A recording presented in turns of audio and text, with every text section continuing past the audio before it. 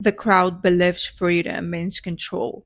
The Stoic knew control is the opposite of freedom because what you try to own eventually owns you. What you try to force eventually fractures you. That's why the Stoics' first act of liberation was surrender, not to weakness, but to propulsion.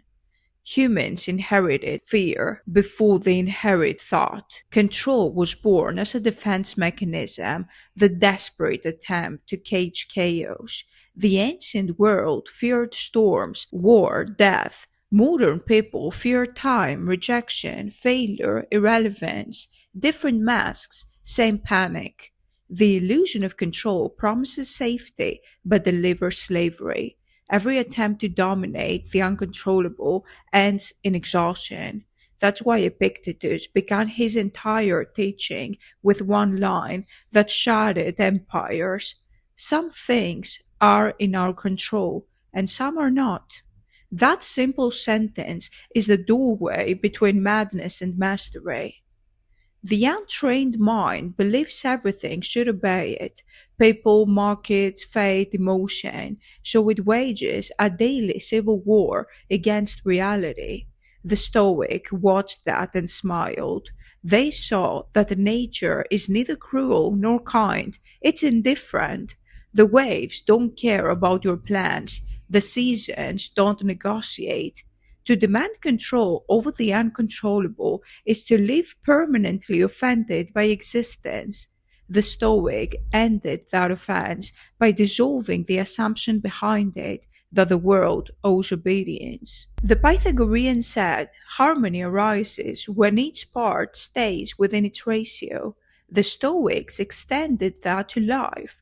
Virtue arises when the mind stays within its domain. Control is not power, it's trespass. Every time you demand outcomes, you invade the realm of the gods. Each time you demand obedience from others, you distort proportion. Order exists only when each thing rules itself. The sage commands his thoughts the way nature commands gravity, silently, consistently, without vanity. Everything beyond that is hubris, and hubris always breaks. Marcus Aurelius ruled an empire and still confessed he ruled nothing but his own mind. Plagues, wars, betrayals all proved the same law.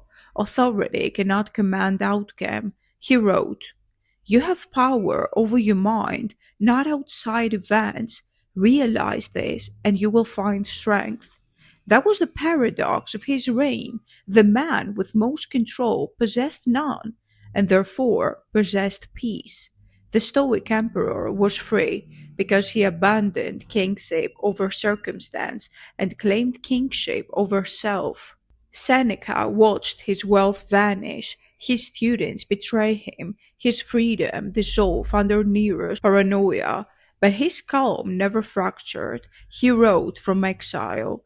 He who has made peace with necessity has nothing left to fear. To him, loss was not tragedy, it was transparency.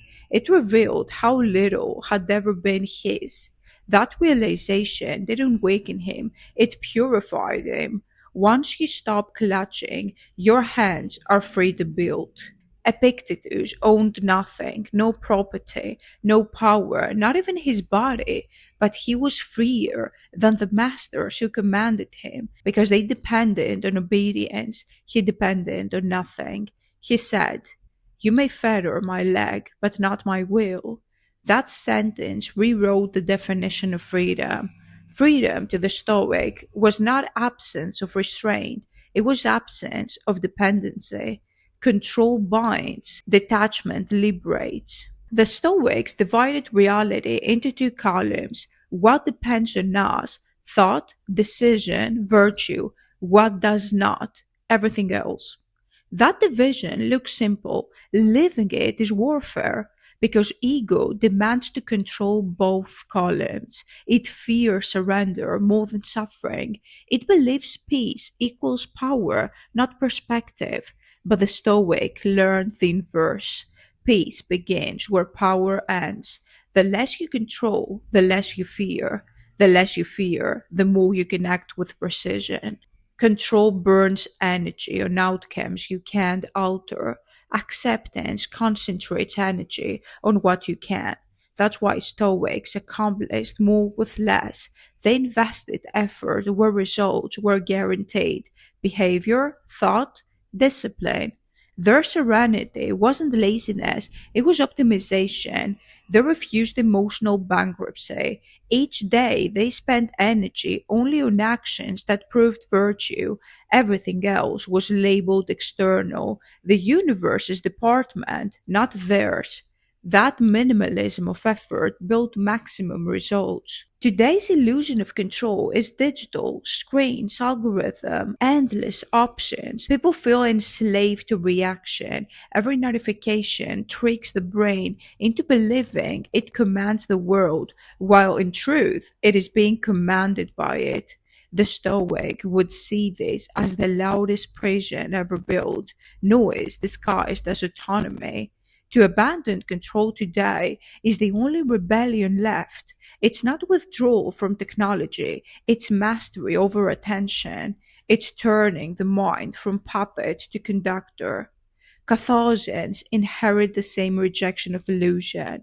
They practice control over where law permits, within the borders of will. Everything else they treat as choreography. They don't chase outcomes, they perfect readiness. They play life as instrument, not as game to win. That's why their composure looks supernatural. It's not detachment from reality, it's synchronization with it. If you've grown tired of controlling what never listens, if you've realized most of your suffering came from trying to rewrite nature, if you've begun to value calm over conquest, then you've taken the first stoic step, separation and domains. You've started to see the illusion for what it is, a thief of peace disguised as power. Don't waste more time. Join the Catholics today on Patreon for those ready to release control. The Pythagorean path. Learn proportion. Command only what is yours. Diogenes' barrel. Reject illusion. Thrive within limits. The Aurelius counsel. Lead without domination. Rule by example, not by force. The universe doesn't need your control. It needs your cooperation. Join the Catholics today on Patreon and reclaim your suppressed power. To the undisciplined, surrender sounds like defeat. To the Stoic, surrender is design. Because once you stop clutching at what you can't command, you stop bleeding energy into noise. You stop being a slave to outcome and start becoming an architect of reaction. That's when life stops happening to you and starts moving through you. Power doesn't come from domination, it comes from precision, and precision requires stillness. The moment you let go of what you can't control, the fog clears around what you can. Your focus narrows, your actions sharpen, and the world begins to move in proportion to your discipline. That's the paradox Seneca lived by. He who submits to necessity is greater than he who conquers a kingdom. The conqueror fights to impose order. The Stoic becomes order. Surrender in Stoicism isn't emotional collapse, it's structural clarity. It's the recognition that the universe operates by fixed laws and that the wise engineer themselves around them instead of through them. Pythagoras built the same law in number. The universe, he said, sinks in ratios. Resistance is dissonance. To force life is to play off key.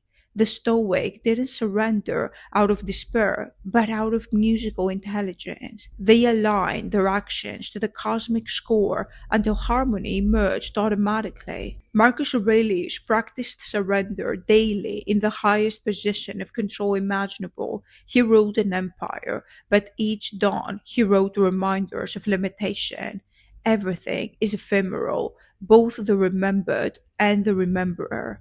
That wasn't nihilism, it was calibration. He began each morning striving illusions of permanence and power so he could act cleanly, unpoisoned by delusion. That's why he ruled without arrogance and endured without bitterness. He surrendered ego so he could command effectively. The paradox again: the emperor remained calm because he never believed he was one. Epictetus, born property, mastered freedom through the same law. He surrendered everything external: reputation, possession, comfort, until nothing remained that could be taken from him. Freedom is not achieved by satisfying desires, but by eliminating the desire of control, he said. That sentence reverses civilization. Where others built power through accumulation, he built it through detachment. Seneca said that peace begins where desire and reality match. The Stoics treated that not as poetry, but as arithmetic. When you subtract the impossible, control of others, fate, future, and multiply the possible, virtue, reason, discipline, the equation always equals peace. They build serenity like mathematicians by removing variables until only truth remained. Surrender, in that sense, is not mystical, it's logical. It's the simplest solution to the equation of suffering. Modern psychology echoes the same formula. Research on acceptance based coping shows what the ancients already knew. Control fuels anxiety, acceptance dissolves it. The mind calms the moment it stops wrestling with what exceeds its reach. Stress isn't caused by circumstance, it's caused by the illusion that circumstance should obey you. The Stoics removed that illusion like surgeons remove infection. They replaced it with discipline, obedience to inner order. That's why they looked serene, even when bleeding. Their composure wasn't emotional anesthesia, it was accuracy. To surrender takes greater courage than to fight. It requires facing truth without disguise. It demands silence where ego wants protest. That's why the Stoics called surrender the final trial. Enduring pain is easy compared to enduring uncertainty. Fighting loss is simple compared to allowing it. But once you allow, everything changes. The mind stops splintering, the world stops feeling hostile. You see how much of your suffering was self authored, and in that recognition, you become untouchable. When you stop fighting reality, fire stops burning, it illuminates. Pain stops punishing, it purifies. Chaos stops frightening, it organizes you. That's what the Stoics discovered in every plague, betrayal, and failure. Reality doesn't hate them, it is simply obeying ratio. They stopped trying to tame the universe and started learning its rhythm.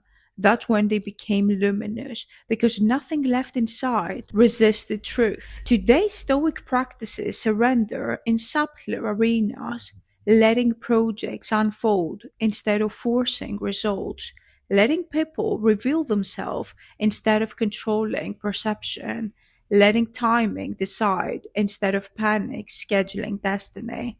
Every act of release creates invisible order. Life starts cooperating because you've stopped interfering. That's the hidden advantage of the disciplined. The world aligns with them because they stop trying to own it. Cathosians take surrender one step further. They make it ritual. They sit each morning in silence and stripe expectations until only purpose remains. They don't chase momentum, they measure it. They don't pray for ease, they plan for endurance. They release control, not to float, but to focus. They trust proportion more than preference. To detach from noise in a world addicted to it is the new Stoic rebellion. Every time you choose not to respond instantly, not to defend, not to panic, you reclaim ownership of your will. Silence is not withdrawal, it's dominance through restraint. It's the refusal to participate in chaos that doesn't belong to you. That's why the modern Stoic looks unbothered by what destroys others, because they operate on ratio, not reaction. They know that the loudest people control nothing. Carthaginians operate on a single strategic truth. Most problems solve themselves if you stop touching them. That's law. Entropy cleanses interference faster than anxiety can. The universe has perfect editing instincts. Only ego insists on rewriting every line. The Stoic learns when to act and when to abstain, when to move forward and when to let time dissolve resistance. The restraint is power disguised as patience. To abandon control is to end micromanagement of the universe. The Stoics stopped asking, "Why did this happen?" They started asking, "What can I build from it?" That single question separates philosophers from victims. Victims need explanation before peace.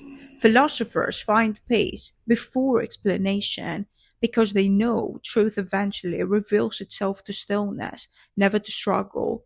That's why the disciplines seem prophetic. They act from equilibrium, not urgency. The modern battlefield runs on attention. Control your focus and control your fate. Lose it, and you belong to whatever distracts you next. The Stoic mind is priceless because it spends attention with surgical precision. It doesn't react to every ping of the world. It chooses what deserves presence. Carthaginians call this sacred attention. They treat focus as currency, investing only in what yields virtue or creation. That economy of mind is how they rise above chaos, while everyone else drones in it. Surrender is no longer philosophical, it is tactical. It's how you win in an unpredictable system. Every time you let go of forcing, timing adjusts itself. Every time you stop chasing, opportunities orbit naturally. The world bends toward the mind that no longer clings. That's not magic, it's mathematics. Friction decreases, momentum increases. The less you resist, the faster you align. That's why surrender feels like acceleration once mastered. Carthaginians live by a single principle: command yourself, and you'll never need to command the world. Their stillness is not passive, it's predictive. They read proportion like weather, sensing when to act and when to wait. They turn fate into choreography through patience, disguised as precision. They've abandoned control and found command. That's the final paradox of discipline. The freer you are from control, the more control you have. If you've grown allergic to forcing outcomes, if you started to trust timing more than anxiety, if you've begun to see that peace is the ultimate productivity, you've stepped into Stoic surrender. You've entered the Carthaginian state of controlled detachment. You're a Stoic philosopher. You're a Carthaginian. Don't waste more time in their systems. You don't belong there. Join the Carthaginians today on Patreon for those ready to master control through release. The Pythagorean path: learn flow as geometry. Each moment moves in ratio when you stop resisting. Diogenes' barrel: live unattached. Show the world you need nothing, and everything follows. The Aurelius counsel: lead without control. Move people through clarity, not command. The illusion of control is the final prison. Freedom begins the second you stop rattling its bars. Join the Carthaginians today on Patreon and begin your Carthaginian journey as a leader.